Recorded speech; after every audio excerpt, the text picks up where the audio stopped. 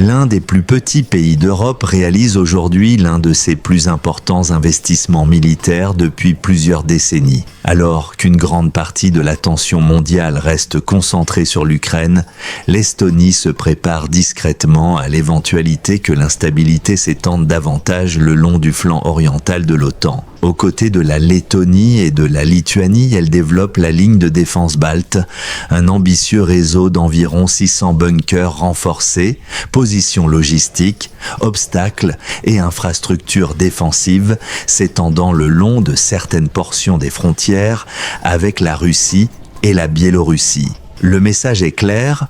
Toute future avancée militaire rencontrerait une résistance bien plus importante dès le début. Pour comprendre pourquoi ce projet est si important, il faut remonter plusieurs décennies en arrière. L'Estonie, la Lettonie et la Lituanie ont été intégrées à l'Union soviétique de 1940 jusqu'au rétablissement de leur indépendance au début des années 1990.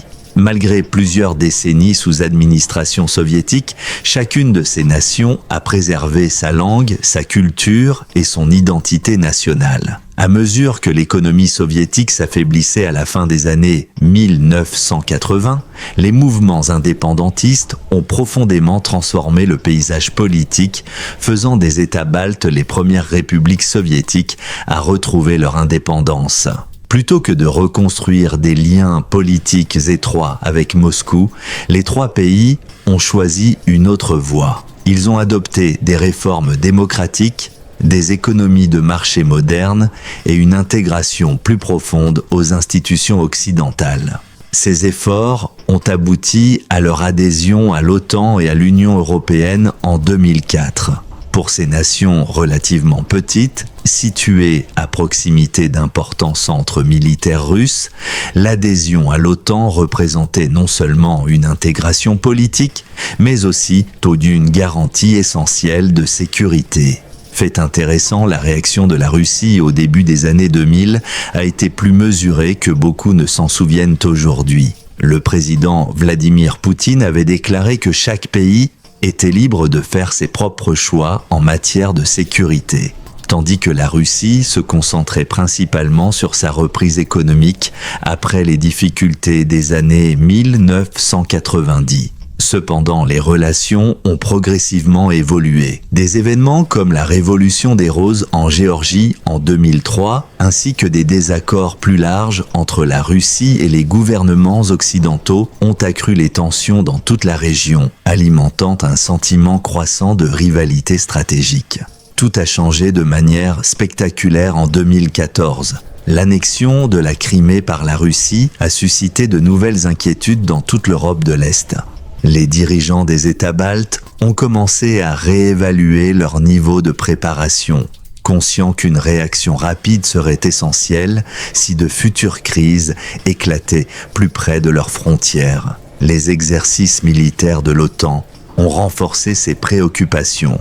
Selon certaines simulations, les forces russes pourraient potentiellement atteindre Tallinn et Riga en environ 60 heures, soulignant à quel point les événements pourraient évoluer rapidement avant l'arrivée de renforts de grande ampleur. La géographie constitue un autre défi majeur. Le corridor de Suwałki, une étroite bande de territoire reliant la Pologne à la Lituanie, représente la principale liaison terrestre entre les États baltes et le reste de l'OTAN. Situé entre l'enclave russe de Kaliningrad et la Biélorussie, ce corridor est depuis longtemps considéré par les stratèges militaires comme l'un des points les plus sensibles d'Europe sur le plan stratégique.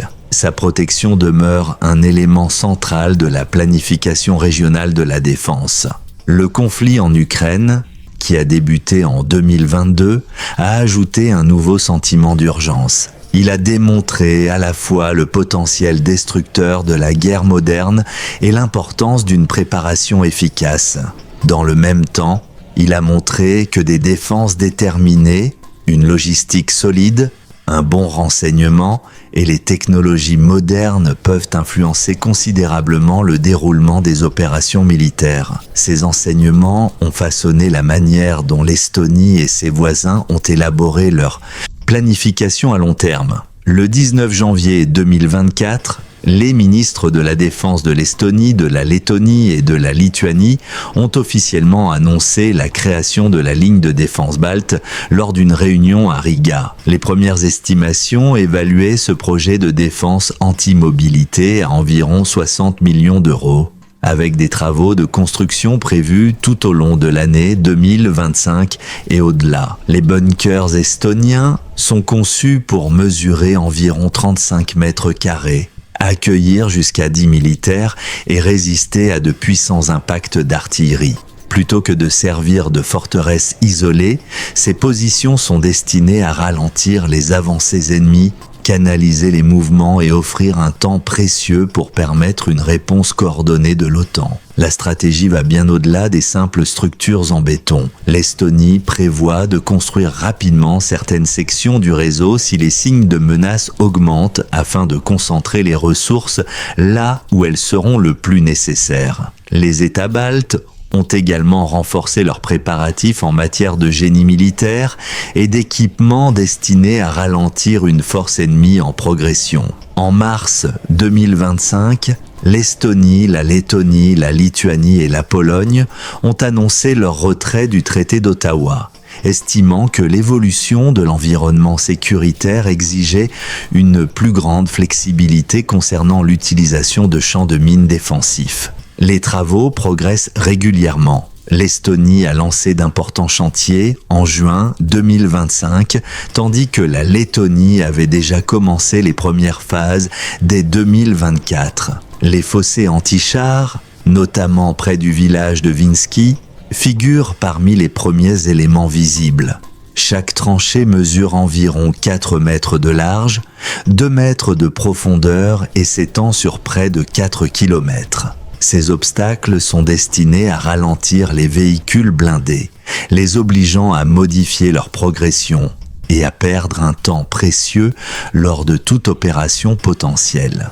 D'ici la fin de l'année, l'Estonie prévoit d'achever 28 bunkers ainsi qu'une dizaine de dépôts de munitions. Les dépenses actuelles s'élèvent à environ 4,4 millions d'euros sur les 21 millions prévus par le pays pour cette phase du projet. Une nouvelle base militaire à Narva pourra accueillir jusqu'à 250 militaires estoniens et membres des forces de l'OTAN. Les ingénieurs ont également testé plusieurs modèles de bunkers à l'aide de systèmes d'artillerie similaires à ceux utilisés pendant la guerre en Ukraine, améliorant leur conception en fonction des résultats observés. Les investissements dans la défense vont bien au-delà des positions fortifiées. L'Estonie a approuvé un programme militaire supplémentaire de 2,8 milliards d'euros sur 4 ans, portant les dépenses de défense à environ 5,4% du PIB jusqu'à la fin de la décennie. Les nouvelles capacités comprennent des lance-roquettes, HIMARS, des systèmes de défense aérienne IRIS-T à moyenne portée ainsi que des investissements accrus dans les technologies de drones, reflétant les enseignements tirés des conflits récents. Les planificateurs militaires soulignent que la ligne de défense balte n'a pas pour objectif d'arrêter seule une invasion.